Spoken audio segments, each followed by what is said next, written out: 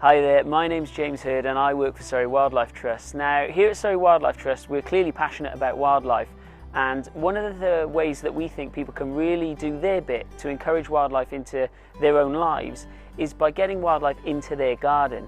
Now, a lot of people might think that that involves a lot of work, or your garden might look messy or untidy.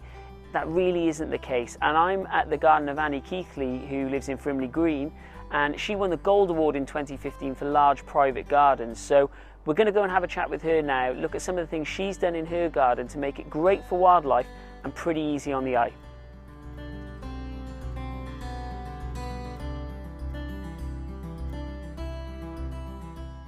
Hi, I'm Annie Keighley and I won the Wildlife Gardening Award in 2015, and I'm here in my garden at Frimley Green.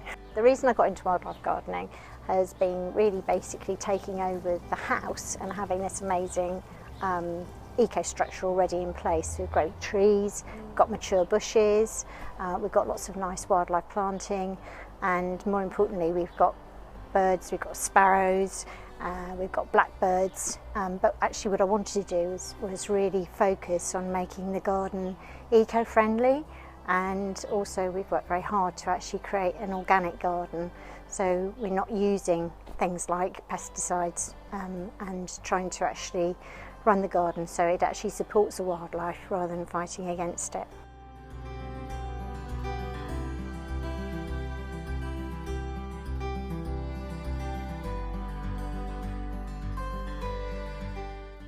To encourage the birds into the garden, we have feeders strategically placed around, and one of the things that I was told about making sure that the birds do come in is to make sure that they've got somewhere where they can shelter.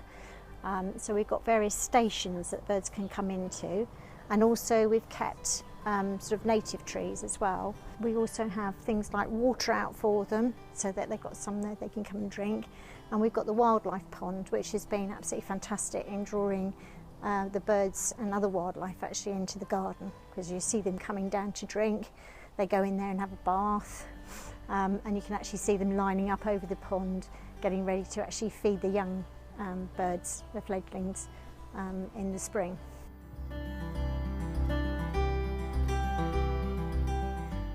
In the big borders here, if you look amongst them, if you move any of the plants here, you'll probably see newts. Surprisingly, they won't necessarily be in the pond.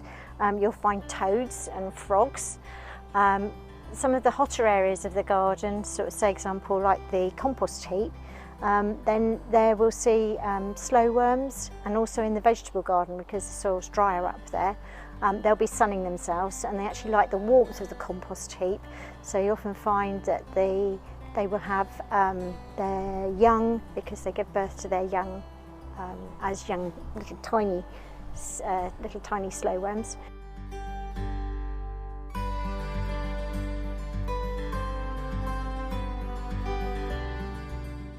We actually spray our plants with a garlic spray, which is very easy, in the same way as Prince Charles does his hostas at Highgrove, and that's very, very effective. They don't like the smell of the young, any smell of it, and so therefore they don't actually eat the plants. And it also seems to keep down the black spot, because we don't get things like the little thrips going into the plants as well.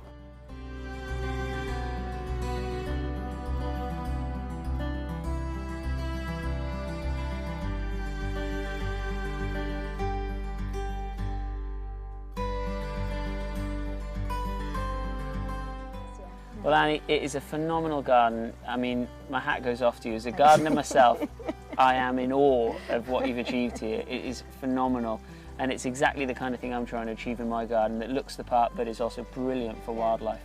And if I'm going to take away any top tips, that garlic spray and putting the mulch on the top and letting the worms take it down and saving me a bit of backache will be greatly appreciated. So thank you for letting us into your garden, and congratulations once again. Thank you.